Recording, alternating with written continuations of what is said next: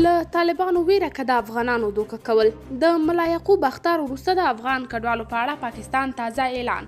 جزئیات هم دلته وګورئ او چینل سبسکرایب کړئ. وروسته له هغه چې تېره ورځ ملا یعقوب او عباس ستانکزي پاکستان ته اخطار ورکړ او ویل چې د افغان کډوالو سره روان وحشیانه ظلمونه اسلامي امارت ته د منلو نه دي او پاکستان باید دې حال ته د پای ټکی کېږدي. ښکاري چې پاکستان له خپلې پریکړې په شا شو.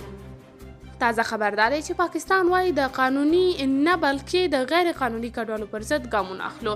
د پاکستان د بهرنیو چارو وزارت ویان د وایي د افغان کډوالو په هکله په دغه هیواد کې پالیسي نه ده بدله شوې. ممتاز زهرا بلوچ تازه خبریالانو ته ویل اسلام آباد د قانوني کډوالو نه بلکې د بې قانونه کډوالو خلاف ګامونه پورته کوي.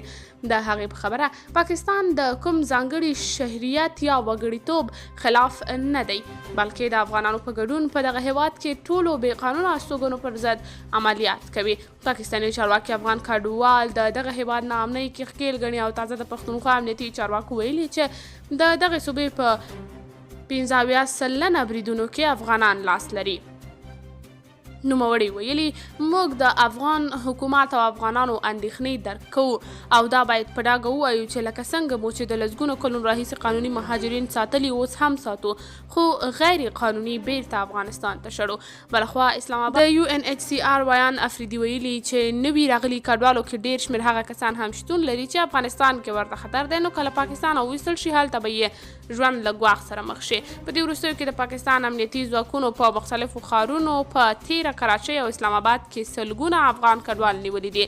شنونکي بیا وایي پاکستان په داسې خبرو غواړي طالبان دوکه کړي او خلکو ته وښایي چې ګنې دوی یوازې غیر قانوني افغانان شړي خو حقیقت کې قانوني او غیر قانوني ټول شړي.